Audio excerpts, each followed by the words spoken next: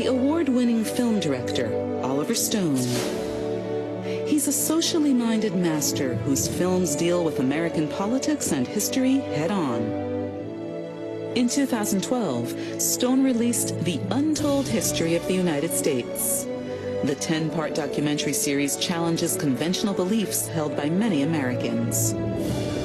One is that dropping atomic bombs on Japan helped end World War II. And I saw immediately another side of history that I had not been aware of, because like many people of my generation, I accepted the official story about the atomic bomb, that we had to drop it, that it ended World War II and the Japanese would have fought on. But this looks at the whole thing in a different way. I was surprised to learn that we didn't need to. Quite interesting, and told me things about certainly American history that I was not aware of.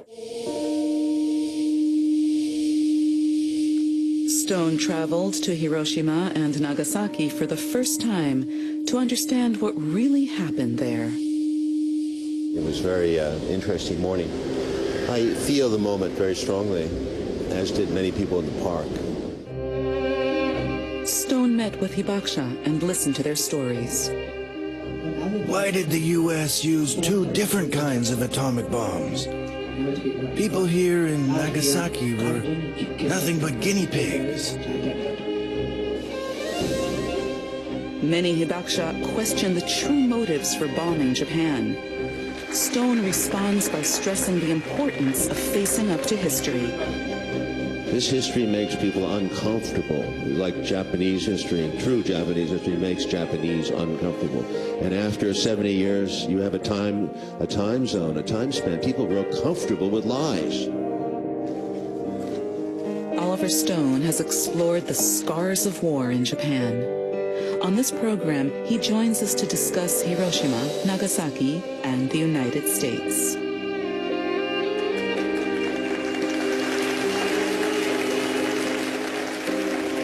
Today we'll talk with director Oliver Stone and Professor Peter Kuznick, who co-authored the script for The Untold History of the United States. We also have two other guests here in the studio. Welcome. Thank you. What did you think of the documentary? It was fascinating. It breaks down everything people take for granted about U.S. history. The lies of common sense, if you will. It's academically well-grounded, too. And all the movie clips were an added bonus I really enjoyed. Mr. Besho? Mr. Stone is a director I greatly respect and admire. As an actor and fellow human being, I'm interested in learning where his passion for making the documentary came from. Now let's welcome film director Oliver Stone and historian Peter Kuznick of American University.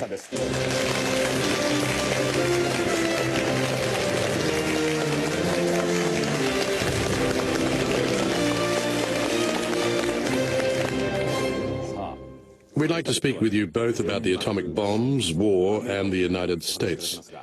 Mr. Stone, please tell us what you're feeling right now.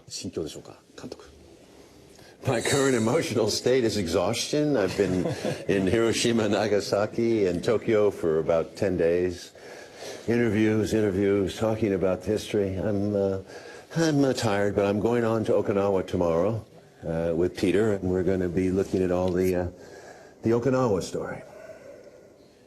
Mr. Kuznick, is your understanding of history in line with Mr. Stone's? Is that why you took part in creating this documentary? Well, actually, the interesting thing is that we come from different perspectives. Oliver started off as a conservative. Oliver comes from a family, a conservative family. His father was on Eisenhower's staff in Paris in World War II. And Oliver was a supporter of Republican Barry Goldwater in 1964 at college. He's in the same class as George W. Bush at Yale. My family was very, very liberal. And so I was a civil rights activist in high school, junior high school. By the time I was in college, I was an anti-war activist. And the interesting thing about this collaboration, it brings together a historian and a dramatist. So I know a lot of the history, and I can write some of the scripts, and Oliver can make this a story that's so exciting, vivid, compelling, that people want to watch it, even people who aren't that interested in history. Mr. Kuznick, you've come to Japan with Mr. Stone. Is there any special reason? I've been wanting to bring him to Hiroshima and Nagasaki for a long time, and I knew that if Oliver came, he would get a sense of the reality of this part of history, because it's the starting of the post-war empire for the United States, really, the atomic bombing, the American hegemony, the start of American militarism.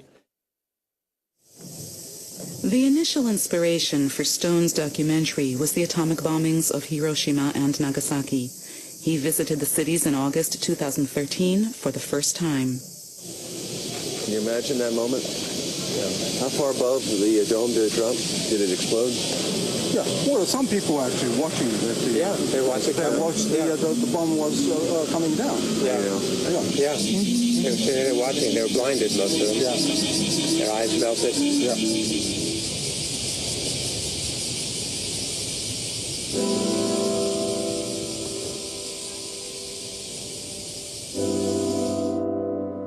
Stone arrived in Hiroshima and headed straight for the Peace Memorial Museum.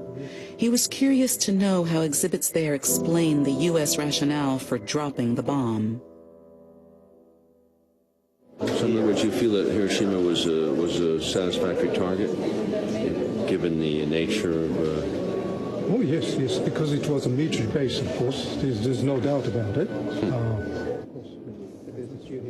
Stone stopped in front of a display about the reasons for the attack. It says the U.S. wanted to limit the post-war influence of the Soviet Union and justify the huge cost of developing the atomic bomb to American citizens.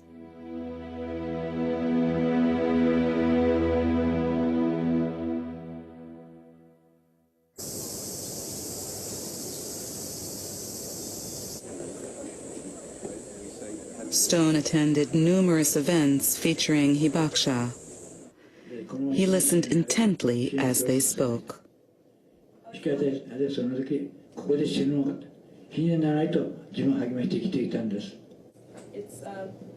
Sumiteru Taniguchi was 16 and delivering mail in Nagasaki when the bomb exploded.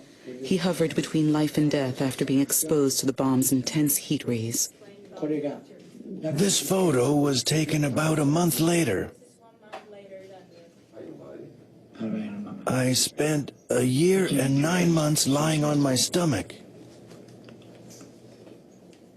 Some people say dropping the bombs was the right thing to do, to end the war more quickly. But why did the U.S. use a different type of atomic bomb on Nagasaki? People here were nothing but guinea pigs.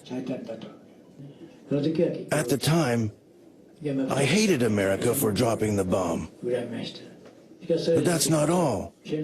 I also felt hatred toward the Japanese government for starting the war. Here we are, all these survivors. And he also said the point about how after the bomb he hated the Japanese militarists also. So he's a man who keeps a clear line of distinction between good and bad. He has a sense of it.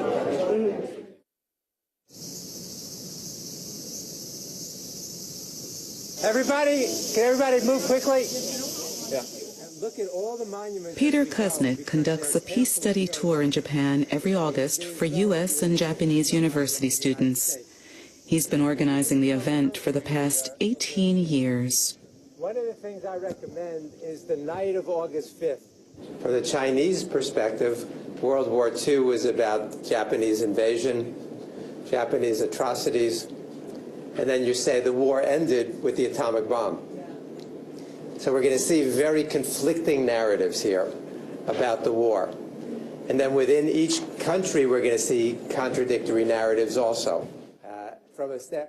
All of the students read a certain book. Interpretation of these events from the standpoint of all of humanity.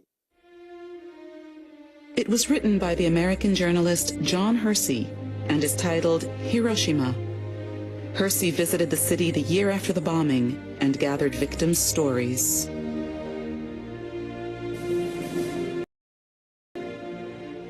Hiroshima was published at the end of 1946. American readers were horrified by the brutal conditions created by the blast, symbolized by the mushroom cloud. On this day, the group is following Hersey's footsteps in Hiroshima. Much bigger than that. Their guide is Koko Kondo. Bigger area. Hersey interviewed her father, the Reverend Kiyoshi Tanimoto, a survivor of the bombing. John Hersey's book mentioned about many people or escaped to come to this spot. So of course, my father came here and helped survivors. And I think you read it in some part, there were so many people who asked for water, as you read. But so he was able to find a little cup and gave each person the water. Hersey's graphic depiction of the bomb's devastation helped ignite an anti-nuclear arms movement in the United States. But in here, there were so many, bodies laid down. And according to my father, that every one of them looks the same faces, all tomorrow. It was kind of difficult to identify each one of them. Just so swallowed. And only they can tell, the family could tell, is the voice. If somebody said, "Mother, I'm here," then somebody in the family could find their own daughter because of the voice. So the faces, everybody, same face. At the time, the U.S. government made a case for the bombs, saying they saved many American soldiers' lives. The movement against nuclear weapons gradually lost steam. A book, it's like any other book. It's how it works in your head, which is different than in reality. And so the part, to me, looks different than I imagined it, and this is much more real. The war would have ended either way, with the Soviets having, with Russia having entered from the west side, and that America was aware of that, and that the drop was more a show of power rather than to end the war. So that is that's new for me to understand, and I'm sure for most Americans. On August 6th, Hiroshima marked the anniversary of the bombing. People floated lanterns for the victims on a river near the blast's epicenter. Stone inscribed one lantern with these words: "Memory is the slender thread of our civilization. Let us never forget Hiroshima."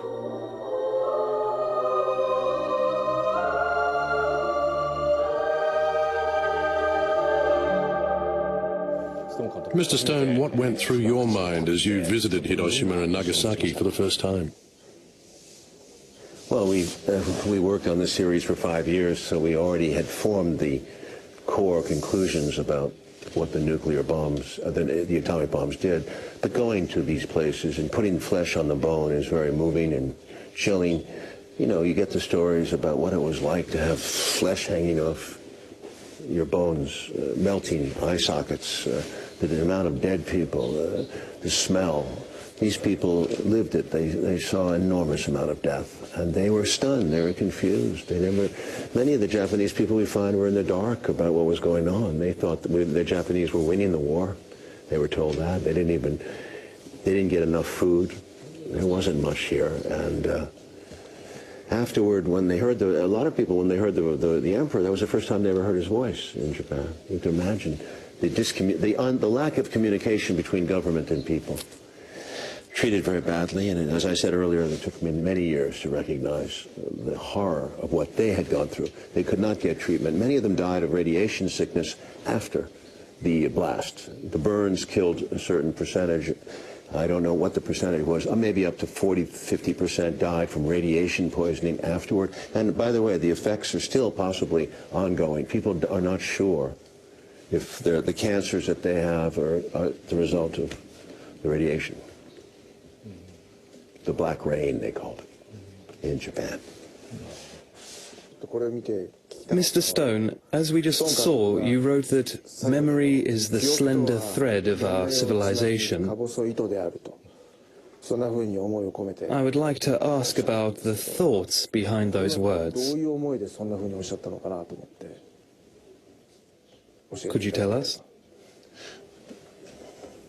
Because it is the basis of a history. History, why do people write the histories? To remember what happened in their time. And without memory, we are beasts. We're animals. We have no consciousness of what we've learned in our lifetime, and it allows us to act without guilt. Memory keeps us together as a tribe. We have a collective. It's bad if we have a collective myth, like in the United States, that the atomic bomb was necessary. What we need is an accurate memory, and that if we could deal with our guilt, the need not to drop the bomb. We dropped the bomb. If we could deal with that, my God, we'd be a much stronger nation. As a result, we're unhealthy, as is Japan in their telling of their story of the Japanese war in Asia. We have photographs of the 2 atomic bombs. The one dubbed Little Boy is on the left. It used highly enriched uranium and was dropped on Hiroshima. To the right is Fat Man. This plutonium-fueled device was used on Nagasaki. It sounds inhumane, but perhaps President Truman wanted to try out both bombs. Scientists were opposed to using atomic bombs, at least according to the documentary, and yet the US dropped different bombs on Hiroshima and Nagasaki in a very short period of time. I wonder what the US experts say about that. It was an experiment. I mean, there was no need to drop one bomb, but 2 bombs. We were experimenting to find out the truth of how effective the weapon could be against cities and destruction of cities. Because the Soviet Union was a factor. How could we stop the Soviet Union? And it's a good thing that the United States did not also have a thorium bomb, or else a 3rd city would have been taken out. That's true.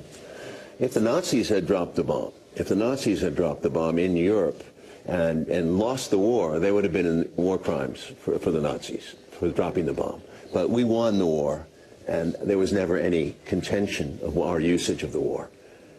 The United States was a winner. So no one is going to drag us in the war crime dock. John Hersey clearly communicated the reality of Hiroshima, don't you think?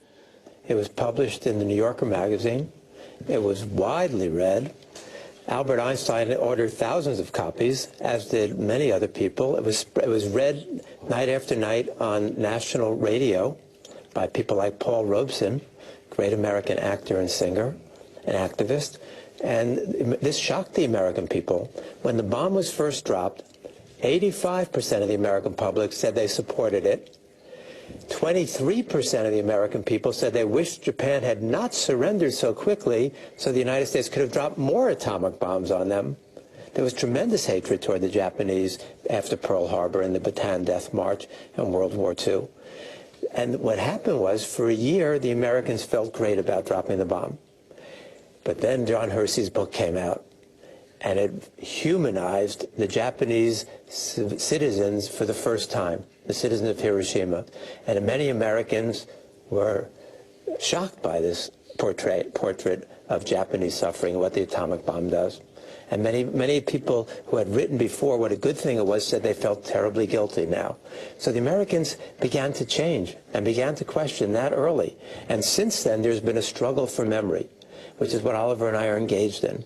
It's that fight for an uncorrupted understanding. But in Japan, Hersey's book was not really played up at all. I think the censorship authorities, it was not commented on. It was released in Japan. And it's almost unknown now in Japan.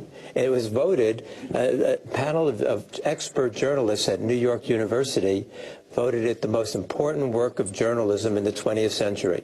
So it's somewhat known in the United States, but in Japan, it's almost unknown. After World War II, anything considered to be against the U.S. occupation of Japan was strictly censored.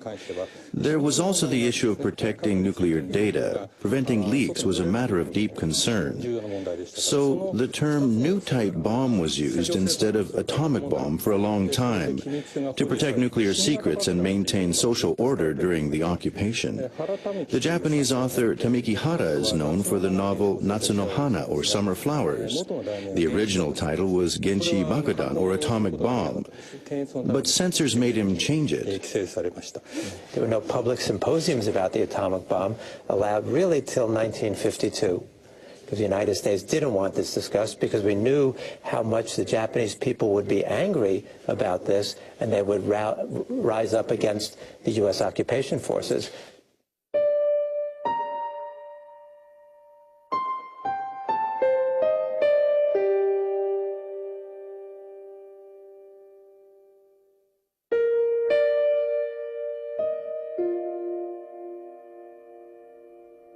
And the Hibakusha told us repeatedly that there was no government attention to their condition until mid-1950s. It took 10 years or more for the Japanese government to even give them treatment. They organized themselves into a collective, the Hibakusha, and they started to demand recognition, and they demanded medical treatment. Because the Americans set up the Atomic Bomb Casualty Commission in Hiroshima and Nagasaki after the war to study the victims. Not to treat them. They didn't get treatment, but they were turned into guinea pigs and studied. And when they died, their organs were shipped back to the United States so that we could study them more. Many of the Hibakusha who were put through this humiliating, dehumanizing treatment were furious about it and still are.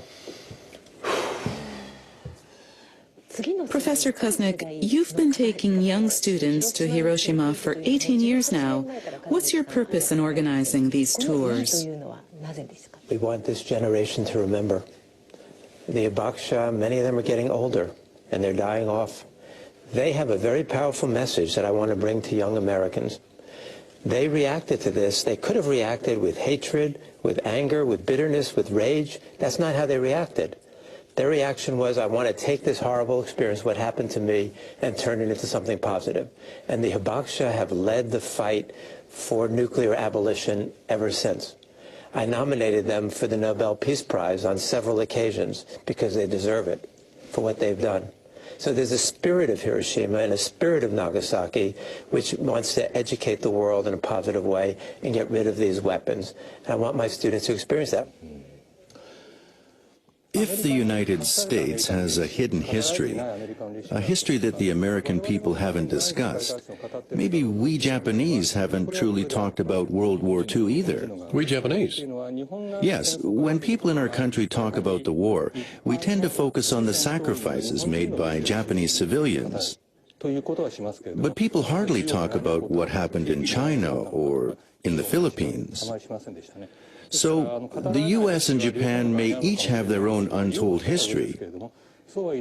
I think it's very important that Americans are finally getting the historic facts about the atomic bombings.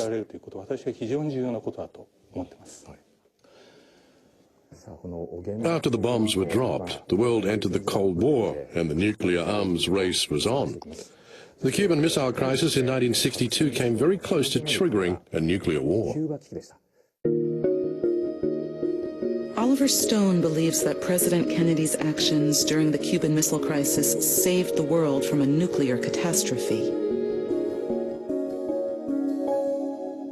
Now, we owe a lot to Kennedy, and that was a great moment in time. Unfortunately, he would have won he was so popular that he would have won the election in 1964, and then he could have really done much more. He wanted to withdraw from Vietnam. He never went into Laos. He wanted to make a negotiation with Castro. He wanted to end the Cold War with Khrushchev. He negotiated. The greatest thing he said of his administration was the nuclear peace treaty that he made with Khrushchev in '63. He was very proud of that. This is a great young American, and if he'd been elected in '64, there would have been 4 more years of Kennedy and 4 more years maybe of his brother Robert, and I don't think the powers that be in the United States could stand the idea of a peacemonger like Henry Wallace being in power. any more than the Russians could stand the idea of Gorbachev after a while giving up all their power. The people who are sometimes the most compassionate, like Martin Luther King, lose out to history. Sometimes they're crushed, but they live on in our memories because they actually achieved peace for people. People who try to resolve problems through dialogue are either assassinated or ousted. Why is that? Because it seems to be the truth of politics is that the hardliners tend, not always, the hardliners, Lyndon Johnson and Ronald Reagan and Richard Nixon, the hardliners tend to win out. They talk the game of power, and people honestly can be scared. They put fear into the population. That gives them the votes. Nixon was superb at this. He raised fear, divided the country, polarized it, and won election twice. Although he expanded the war in Vietnam and he extended it, it didn't matter. But Lyndon Johnson, after Kennedy, changed all of Kennedy's policies, except for the civil rights policy. Johnson expanded the war in Vietnam, went back to the Cold War. The hardliners tend to make the noise. Ronald Reagan was very successful running down Jimmy Carter, saying, soft, he's weak. So and Obama at the beginning was very effective because we thought we had great hope because after the George Bush administration, he was talking soft. But he has not been soft. He's been hard. The administration of President George W. Bush deployed massive military power around the world. After that, Barack Obama came into office calling for change. But Stone says he hasn't succeeded in altering the course set by his predecessor. You sound very critical of President Obama. Well, why not? Why not? We present the facts. We present to you what he did. After two terms of Bush, we turned to Obama with great hope. Change is change to be believed in was the slogan of the campaign. Change to believe in. What happened? He gets elected. We believe in democracy. He's a lawyer. He's a constitutional scholar. He's going to respect civil rights. He's going to respect the law. And the first thing he does, he immunizes Bush and Cheney from any prosecution for their war crimes, which include torture, which include illegal eavesdropping. Bush never even bothered to get a legal justification for eavesdropping. He just went around it. So instead of prosecuting and explaining this, Obama did the opposite. He institutionalized these things as a Democratic president. That is even far more dangerous. We all hated Bush, many of us did. But with Obama, it's very hard to go against Obama because he was a liberal, so we thought, and he spoke with a soft voice. So he has done more damage to democracy, actually, although Bush is pretty bad. Obama has, by not changing back to the old ways, has now put us on this path. And on top of it, he's expanded the eavesdropping to be a global endeavor. The NSA is now capable of its technology of eavesdropping on everybody, every nation, and we know what's going on now. We've heard about it somewhat. It's even worse, I'm told. It's even worse. Obama reassures us. He says, don't worry, we're not listening to your personal conversations. No, but you're telling us we can, and maybe one day we will. Because maybe when Obama's gone from the presidency, what if we get another George Bush or Dick Cheney or Bush father or Ronald Reagan or Richard Nixon? We've had horrible leadership. This massive eavesdropping has not really revealed any plots. What reveals the plots is hardcore intelligence work, police work at ground level. They are doing this anyway. They know who the terrorists are. They can track them down. They don't have to bug everybody in the world to find a group of terrorists. They can do it without that. So it's overkill, as they say, completely exaggerated. And the American people, as always, get panicked, as Truman scared us after World War II, to say the Russians are here, the Russians are coming. This is the same story. The terrorists are here. The terrorists are everywhere. They're in your soup. They're in your refrigerator. We must protect you. Well, the truth is, we need protection from the U.S. government.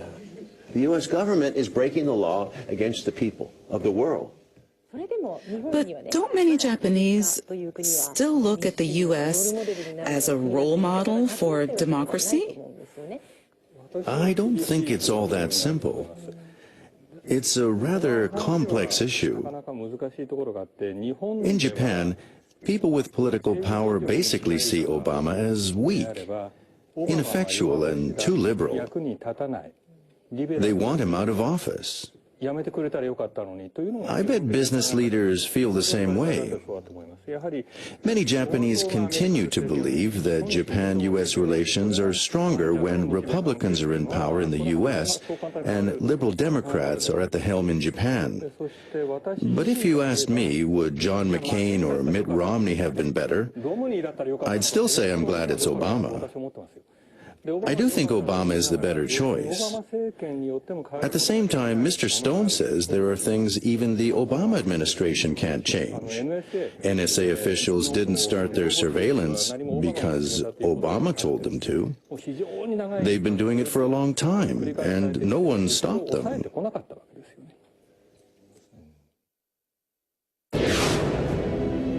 Oliver Stone drew on his own experiences to make movies about the Vietnam War.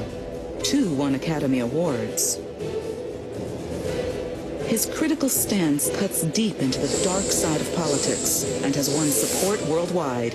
Let's continue our discussion with Oliver Stone. I've been wanting to ask you, Mr. Stone, how did you get started in film? Why did you want to become a director? I didn't really have a relationship with anybody in the film business. After the Vietnam War, I was in New York. I was alienated, but I had always been interested in storytelling. I'd written a novel when I was 19. When I came back from the war, because I'd taken photographs over there, and because there was no ability to write on paper, the water was too wet. I used to take a lot of picture stills, and I loved the idea of combining the picture with the word. And that's what brought me to filmmaking, because that is the combination, picture and word. And I turned my writing, my storytelling ability to film, studied it at NYU Film School, and became a filmmaker gradually over time. I wrote many scripts. Many of them were rejected and not looked at or ignored. And eventually with Midnight Express in 7 years later, in 1978, I achieved success. And then after that, I learned as I went along. I mean, it's been an evolution. By the time I got to Salvador, I'd already been through a lot in my life with Vietnam. And politically, I became more evolved because, as I said to you earlier, I was raised conservative. And it was the wars in Central America under Ronald Reagan that really made me wake up to the fact that we were going through Vietnam a second time. Did you think you'd ever become so famous, with so much influence worldwide? No. No, I mean, life is a process. That's the beauty of it. No, not even a thought. No, I'm sorry. I've evolved. You know, even the last 5 years with Peter here doing this untold history of the United States has deepened deeply my awareness of history and what the meaning of my birth, this atomic bomb, which is where I come into the story, what it means to all of us in the world. I feel like I'm a bit of a crusader with a sense of I have a passion to tell the story of what went wrong with my country, the country I love. And I am a patriot. I served my country, and I would like America to be a better place. And it's failed miserably because of this love of money and love of militarization.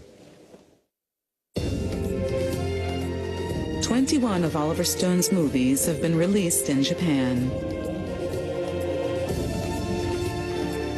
If you were to pick one as your favorite, which would it be?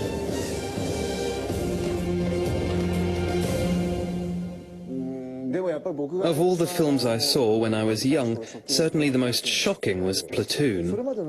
War movies up to then always had a hero, but Platoon was different. It realistically depicted how people went through awful changes on the battlefield. I still remember the scene where a soldier is left behind by a departing helicopter. Soldiers from the same country are supposed to be united in war, fighting for the same cause. But we see their mutual hatred and betrayal. I do like Mr. Stone's other films, but Platoon is unforgettable. How about you, Mr. Fujiwara? Oh, you're asking the impossible. I'd say JFK is the most outstanding of them all. But the documentary South of the Border is also excellent. And Mr. Stone's latest film is a crime movie called Savages. He has experimented with all kinds of filmmaking. Mr. Stone has dealt with politics more than any director since Frank Capra. And compared with Capra, he portrays America's untold stories from a far more liberal or even radical viewpoint. Wall Street, for instance, turned the spotlight on the dark side of the U.S. economy during an economic bubble. What do you think of what's being said about your work? Who, me or him? Oh, me. No, listen, they're all, for me, they're all children, you know, they're all involved. I'm passionate about every one of them, so I remember my life by the years I made them film. If you ask me what happened in 1993, I know where I was from the film I did, which means to say that I've evolved. The stories, the theme that brings the movies together to some degree is most cases is the evolution of a person, a protagonist, who learns something about himself or society, and it changes him in the course of the movie. Is W also your child? Did you write the lines in the script from imagination? No, the W script was written with Stanley Weiser and me, and we took all the dialogue from Bush, which was quite funny. Some of the stuff he says is so silly and stupid. We like that. It's kind of satiric. The movie is satiric. And we put it into his mouth, but we also had to imagine scenes behind closed doors, so there was an act of, it's called a historical drama. But we definitely based it on as much reality as we could get. The father plays a huge role here because the son is always trying to outdo the father. And that becomes the story of America, too, because Mr. Bush makes worse mistakes than his father. His father made a huge mistake going into Kuwait, as we describe in our series, but the son did even worse by going into Iraq and Afghanistan. Oh, my God, the sins of the father are visited on the son twofold. About 30 members of our studio audience have seen the documentary. Does anyone have a question or comment for Mr. Stone or Mr. Kuznick? How about the gentleman over there? Mr. Stone, I think your films reflect your sincere pursuit of the truth, and that appeals to our hearts. I've watched many of your movies and the documentary. What struck me the most was your denunciation of journalism. If all journalists gathered accurate information in the field every day, delivered it to the public, and accumulated the facts, then I don't think politicians would be able to distort the truth unbeknownst to us and plant myths in people's minds. Mr. Stone, what do you think of the current state of American journalism? I look at it as dreadful. I think television controls most of the news medium, and unfortunately, the television news in our country is dismal. It's sixth grade level, very low level, simplistic, good guy, bad guy. Ed Snowden is an outlaw. He breaks the law. He's going to be hunted down. I mean, it's like a cowboy movie. And also, I think the liberal establishment in my country is a Cold War establishment. They want the Cold War. They see the United States as having to be the empire. It needs the muscle in order to enforce what they think is the legitimacy of the world order, the new world order, which is commerce, free trade, prosperity, but at the price of domination. I understand you served in the Vietnam War, Mr. Stone, so I'd like to ask you about that. One could say that Japan suffered the atomic bombings and many civilian casualties because it attacked Pearl Harbor and wouldn't surrender despite repeated attacks. But what did the people of Vietnam do to the United States? Yes, we showed in Platoon that there was an enormous amount of racism, as there was in Korea, as there was in the Japanese War, from the Americans towards the Vietnamese. We dehumanized them, as is often the case in war. And I made the point in Platoon that a certain part of us, a certain part of every platoon, I was in 3 combat platoons, a certain part of every platoon had a humanitarian side, and that was what saved us. I think that they were responsible. They did not take lives or abuse women and steal property and burn villages. Most of the Americans were split. There was another side of the American experience that was very dehumanized and hated the Vietnamese. So, as with every war, there was collateral damage, but of this kind, it was very ugly. Vietnam, one of the things that disturbs us a lot is that the recent surveys show that 51% of Americans between the age of 18 and 29 say Vietnam was not a mistake, that Vietnam was right. 51%, we're shocked.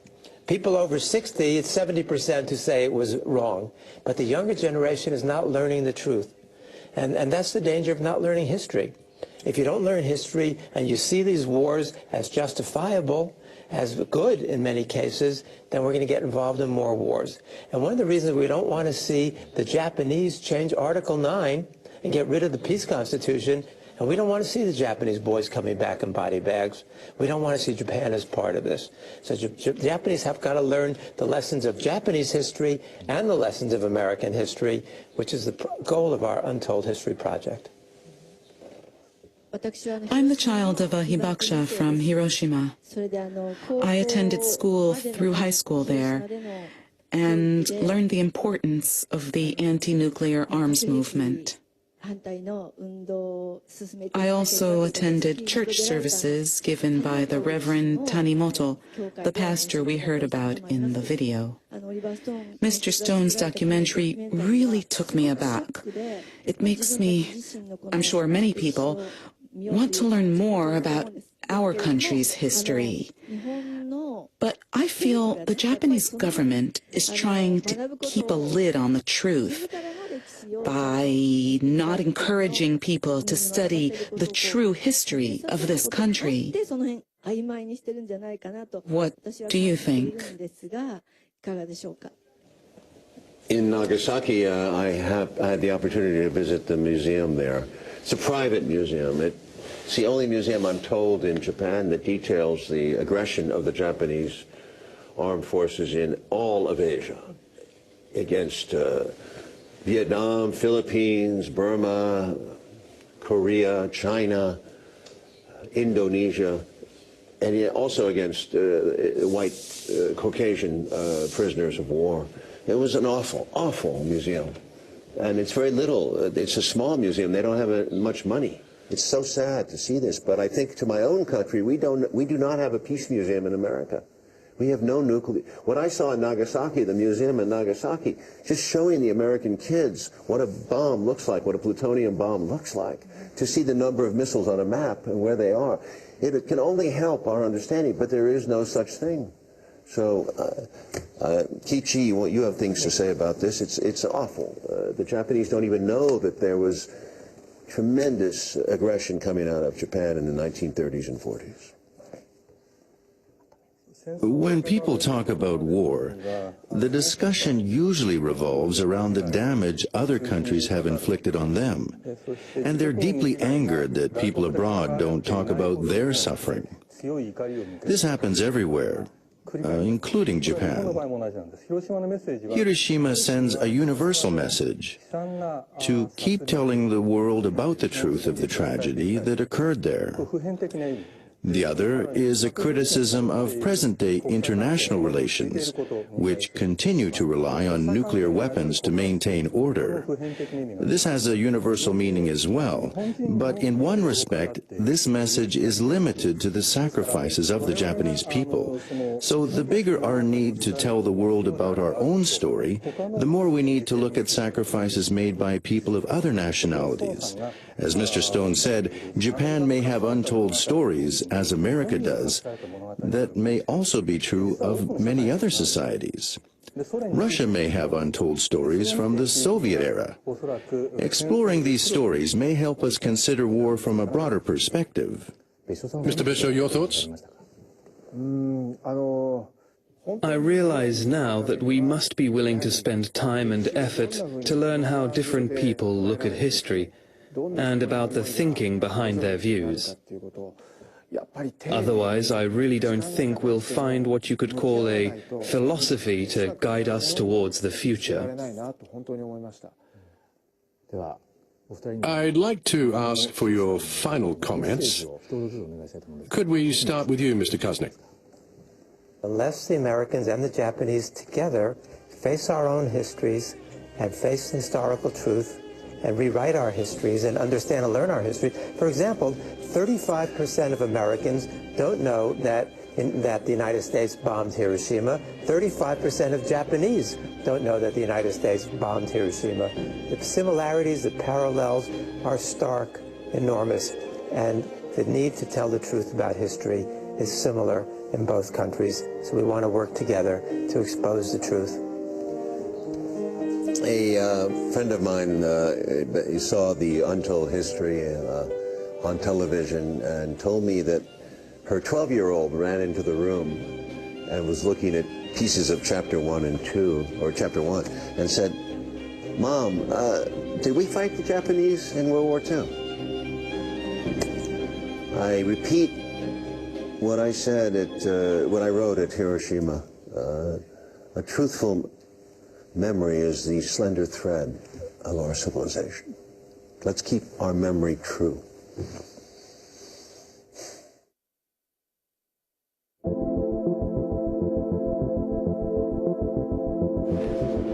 Oliver Stone's final destination in Japan was Okinawa. The southernmost prefecture hosts the largest U.S. military base in East Asia. The Marine Corps' Futenma Air Base is located in Ginowan City.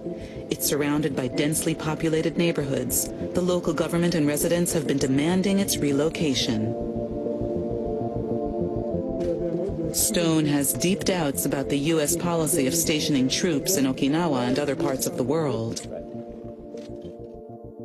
68 years this base has been here, these bases in Okinawa. The U.S. is trapped in a mindset of war and Cold War and staying, fighting communism. Stone headed for Henoko in Nago City. The area is under consideration for the relocation of Futenma Air Base. He wanted to speak with residents there who oppose the relocation. The old versus the young. The old versus the young. Were you a soldier? Yes. I'm a disabled veteran. Yes, he's a veteran. Can't walk. I was injured. I don't like war. I'm in pain every day. I can't turn over in bed. I don't want any more war. I don't like war. I don't know. You know. I can see that Okinawa is a sacred island and it has a great meaning to many people here. We feel strongly that there are no more bases, no more military bases should exist from the U.S. point of view. There are too big, too many all over the world.